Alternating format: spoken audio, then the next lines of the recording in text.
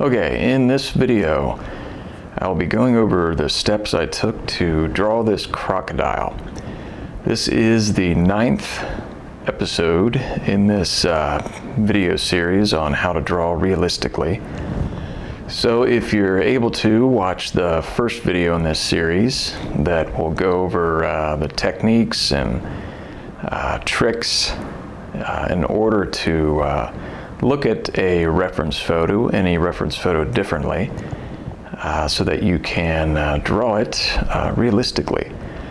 So be sure and watch the other videos. In each video I'll go over a slightly different approach here and there. Some things overlap, some things are the same.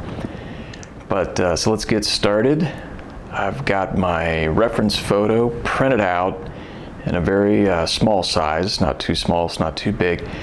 The other thing is it's very close to where I'm starting. So I've got it taped just to the left, but so that my eyes don't have to wander way over to the left or way up top.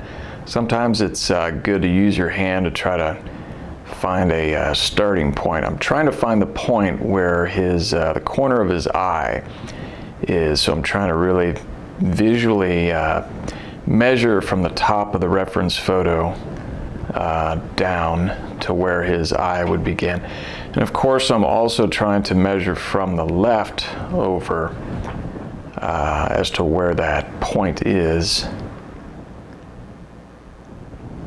And so really this can be a bit of a guessing game, but you want to spend a little bit more time initially in the beginning on trying to find this, perfect spot to start so that you've got enough room to fit the entire reference photo in the size page that you've printed out. So here a good trick is to blow up or expand and then print out a problem area or an area of emphasis, an area that is going to give you a little bit of trouble, because it's really, in this case, the crocodile's eye is really the area of emphasis, and it's where your viewer's eye is going to go. So another technique is, if you're looking at this eye and you flip this shape over, it's really in the shape of a teardrop or a raindrop. We usually associate an eyeball with being perfectly round, but really when you're looking at almost any eye, it's got this sort of classic on its side teardrop shape. So, and you might decide that there are other areas such as the crocodile's teeth that you might want to blow up, any type of area that is going to be an area of emphasis, plus it's going to give you a little bit of difficulty in trying to capture all of the detail that is there. So I've got the reference photo, as close as I can possibly get it to where I'm going to start so that my eye doesn't have to travel as far to be able to see. I'm also drawing in the exact same scale that the reference photo happens to be. So this is about a 3 inch by 4 inch printout of this photo. So another thing, usually you'll see art teachers or any type of artist, when they're drawing something like this, they'll do a really basic outline. And if that works for you, but usually what I'll do is apply a little bit of value here and there, and that sort of acts as like an anchor to let your brain know, okay, over here there's a dark area, and maybe you can use that as a reference point to find out where another area should go. Like you've got these little markings, in this case with the crocodile, where all these little areas, you can see that little black strip on the other eyeball. And if you just occasionally flesh out a little bit of the value in a drawing, it can really help you as far as trying to figure out where you are in a drawing. You've got all these little tiny points that you can use, all these little dark areas, and of course there's many more than that. to be able to reference. So if you put in a couple, then you can build on another one, and then you can build on you know, 2 or 3 beyond that. Like, for example, trying to find out where this particular point, this little dark area, you notice right above that sort of large tooth, trying to figure out where that is. You can use these other marks as a reference to where they go. You got that one on the right and one on the left, and you're trying to figure out, you know, where in relation to those reference points is this new point, as indicated by the arrow, supposed to go. So you can see, if you kind of divide this, if you put imagine a vertical line, you can tell that there's a little bit more space, quite a bit actually, on the left than there is on the right. So that particular dot, as represented by the red arrow, is not perfectly in the middle of those 2 reference points as indicated by the red dots. There's a little bit more space to the left of the blue line than there is to the right. So little things like that, where, you know, if you notice your dot that you're going to be drawing as indicated by the red arrow is perfectly underneath the second dot, or vice versa, the other dot, then you know you need to get out the eraser. So here you can use yet another reference point with like the side of his mouth there, a little dark area. If I've got a horizontal blue line, I can tell that in reference or in relation to that other dot that's lower, the one I'm wanting to put in is just a little bit higher than that.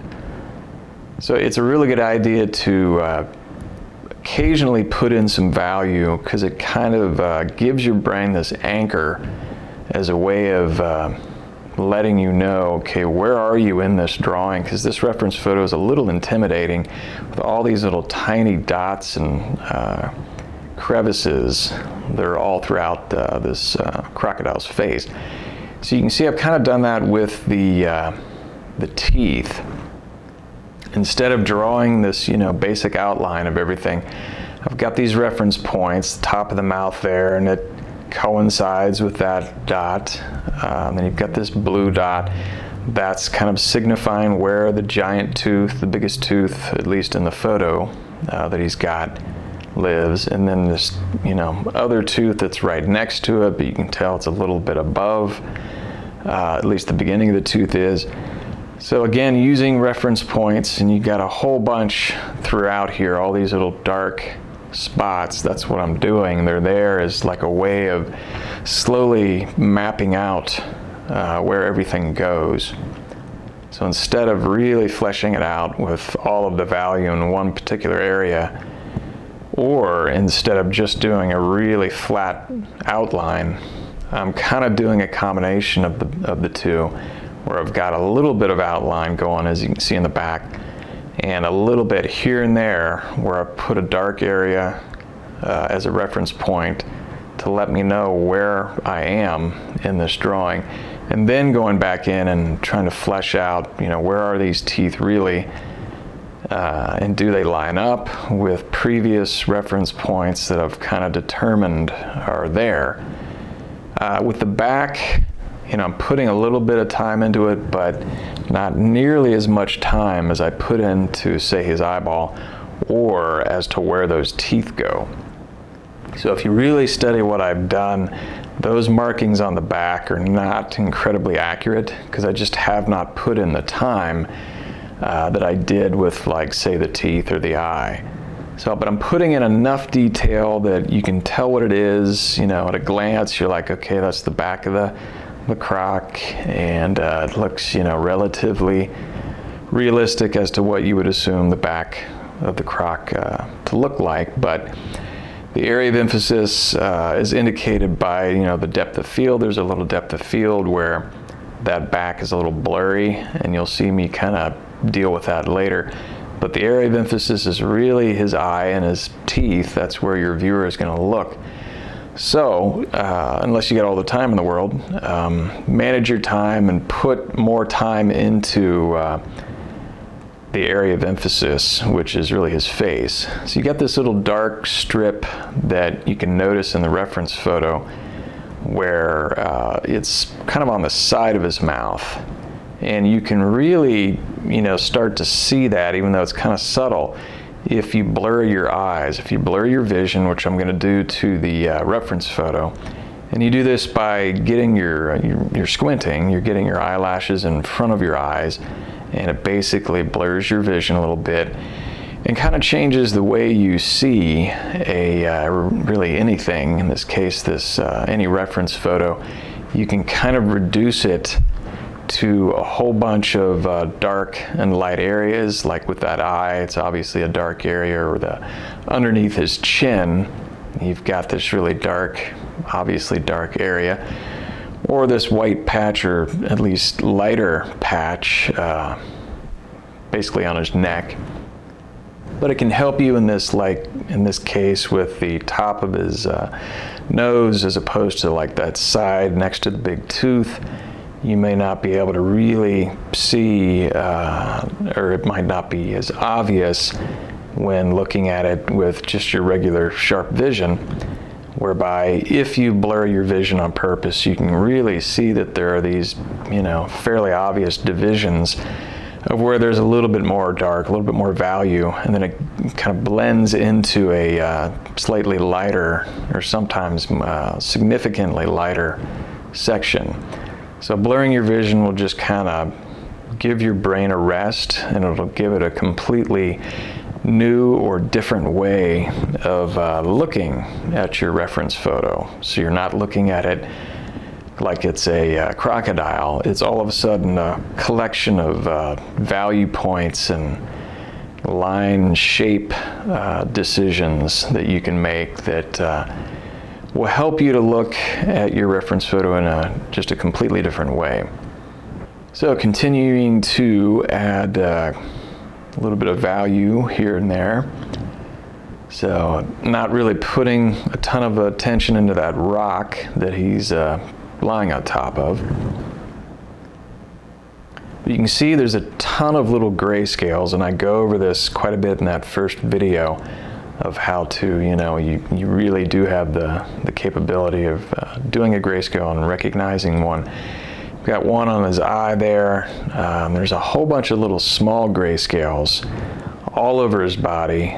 You can make a case that all of those little texture points in his back of his skin is a little small grayscale, where you're going from light to dark or dark to light, depending on where your eye is moving. So all these little grayscales will help to really bring the drawing out and give it quite a bit of volume. You can see this real subtle grayscale. I've put in this detail of the scales underneath his mouth. But I haven't really gone towards the left there. If you go from the left to the right, you can see that this is a real subtle grayscale, where it starts out really dark and then gets to a point where it's not white, but it's at least lighter than that section on the left. So I didn't put in all of those little, even though he's obviously got them, left them out, all those little tiny scales, but put in a little bit in that lighter area. And then just with shading, basically blocked out that left section, kind of creating that subtle grayscale. But again, with the back, putting in a little bit of time into that back will really flesh out the drawing, but obviously not as much time and attention put into that back. One thing you can do is, I've got the eraser out, and if you notice on the reference photo, there's quite a few little white marks where it's just like the highlights, obviously from the sun, probably.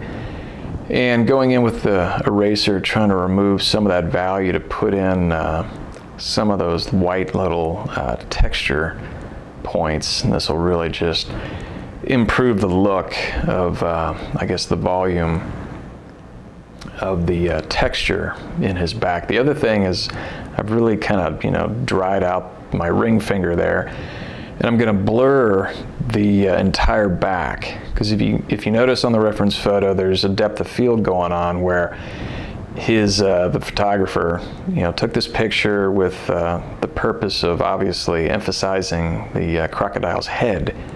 So everything as far as his head is in focus, whereas his back isn't dramatically out of focus, but you can tell it's a little bit out of focus. And then once you do that to your drawing, it really adds some depth and some volume to really bring out his head and kind of push back his back further back into space. So, and really, like I say, I've dried out make sure your hands aren't sweaty. And basically you're trying to blur out all that sharpness in his back. And then I went back in with the eraser, and you can see here, you've got all these little kind of indicated by white, at least because we're drawing in black and white here. But you've got all these kind of lines here that really help to give volume to the texture in his back. And so that being indicated by white, went back in here with a hard edge, small eraser, to try to reestablish some of that was lost when I did the blurring effect with my finger.